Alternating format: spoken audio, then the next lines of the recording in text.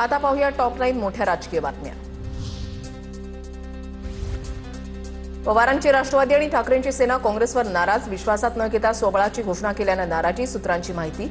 शरद पवार आणि उद्धव ठाकरे यांच्यामध्ये फोनवरून चर्चा, चेन्नीतलांनी ठाकरेंची भेट न घेता स्वबळाची घोषणा केल्याची माहिती।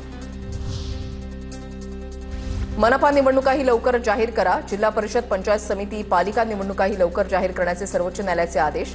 तसंच येणाऱ्या निवडणुकाही 50% आरक्षण मर्यादेतच घेण्याचे निर्देश। राज्यातील महापालिकेच्या निवडणूक कार्यक्रम डिसेंबरमध्ये जाहीर होण्याची दाट शक्यता, सूत्रांची माहिती। तर नागपूर आणि चंद्रपूर पालिकेमध्ये 50%च्या वर आरक्षणाची मर्यादा पोहोचली। नागपूर महानगरपालिका निवडणुकीमध्ये ओबीसींच्या 7 तर जिल्हा परिषदेमध्ये 5 जागा कमी होणार। नागपूर जिल्ह्यामध्ये ओबीसींच्या 98 जागांवर पोटनिवडणुकीची टांगती तलवार, 50%च्या वर गेलेल्या आरक्षणाची पुनर्रचना होण्याची शक्यता। शेकडो वर्षांपासून तपोवनची जागा साधुग्रामसाठी आरक्षित, मंत्री गिरीश महाजन यांची प्रतिक्रिया। आम्हीही वृक्षप्रेमी, वृक्ष तोडण्याच्या बाजूनं नसल्याचं महाजनांचं वक्तव्य। महाजन, माझी तुमची दुश्मनी नाही, झाली तरी फरक पडत नाही, तपोवनमधील एकही झाड तुटता कामा नये, अभिनेते सयाजी शिंदेंचं वक्तव्य। तर शासनानं हिडन अजेंडा राबवून फसवलंच तर शासनाच्या विरोधात जाणार, तपोवनातील वृक्षतोडीवर अभिनेते सयाजी शिंदेंचा इशारा।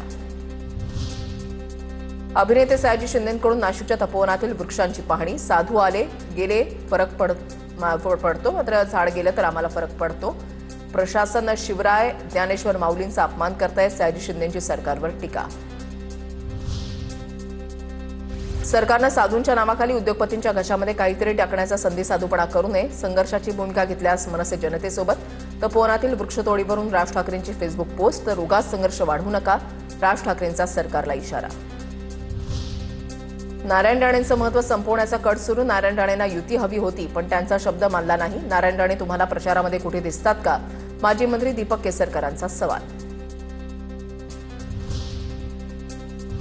आता पाहूया टॉप 9 मोठ्या बातम्या। तटकरेंचा पैशांचा मास, रायगडची जनता उतरवणार, शिवसेना आमदार महेंद्र थोरवेंचा सुनील तटकरेंवर हल्लाबोल। सोन्याची लंका असली तरी नेतृत्व जनता ठरवत असते, थोरवेंची प्रतिक्रिया। तर मला 45 वर्ष रायगडची जनता ओळखते, वो तो बच्चा है, सुनील तटकरेंचा थोरवेंवर पलटवार।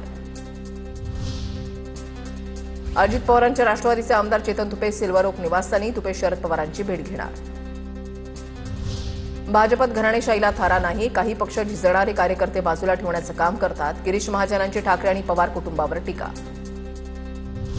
विरोधकांकडे बोलण्यासारखं काहीच नाही, ते विकासावर नाही तर माझ्या गाड्यांवर बोलतात, मी 12 गावचा पाटील। भाजपा आमदार राणा जगजितसिंह पाटलांनी खासदार ओमराजे निंबाळकरांना डिवचलं।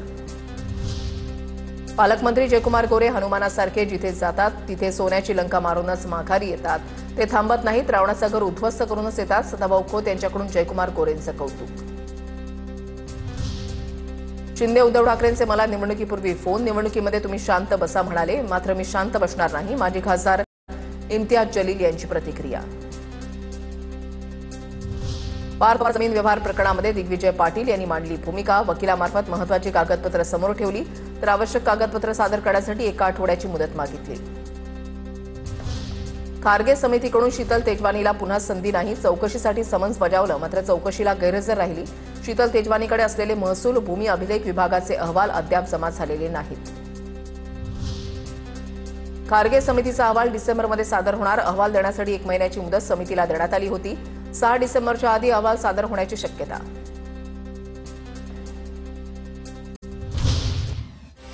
निवडणुकांची रणधुमाळी सुरू आहे, पाहूयात त्या संदर्भातल्या टॉप 9 बातम्या।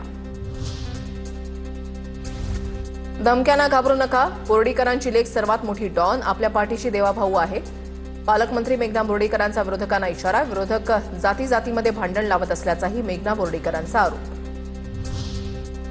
महाडची नगरपालिका ओरबाडली जाणार, विकास गोगावलेंची तटकरेंवर टीका, अख्खा रायगड जिल्हा ओरबाडला तशी महाड नगरपालिका ओरबाडली जाणार, शिवसेनेचे युवा नेते विकास गोगावलेंची तटकरेंवर जोरदार टीका।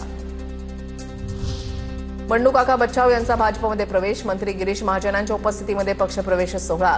बंडू काका बच्चाव यांनी भाजपमध्ये प्रवेश करावा अशी अनेक कार्यकर्त्यांची मागणी होती, महाजनांची प्रतिक्रिया। रत्नागिरीच्या देवरुख नगरपंचायतीमध्ये भाजप विरुद्ध ठाकरेंच्या सेनेमध्ये रंगतदार लढत, सबुरी थरवळ आणि मृणाल शेटे यांच्यामध्ये लढत होणार, ठाकरेंच्या सेनेकडून मृणाल शेटे यांच्यावर घराणेशाहीचा आरोप। नाशिकच्या येवल्यामध्ये माजी खासदार समीर भुजबळांकडून चौक सभांना नागरिकांचा चांगला प्रतिसाद. समीर भुजबळ काही दिवसांपासून येवल्यामध्ये तळ ठोकून. बाभळगाववरून निलंग्यामध्ये काँग्रेसचा झेंडा फडकवण्याचं स्वप्न पूर्ण होणार नाही. हे येड्या गाभाळ्याचं काम नाही. आमदार संभाजीराव पाटील निलंगेकरांची अमित देशमुखांवर टीका. निलंग्यामध्ये भाजप विरुद्ध काँग्रेस अशी थेट लढत. आमदारकी माझ्या घरात. अंजनगाव सुरजीच नगराध्यक्षपदही माझ्या घरात. नातू असता तर नगरसेवकांसाठी उभं केलं असतं. अमरावतीच्या अंजनगाव सुरजीमधल्या सभेतून अनिल बोंडेंची ठाकरेंच्या शिवसेनेचे उमेदवार गजानन लवटेंवर खोचक टीका.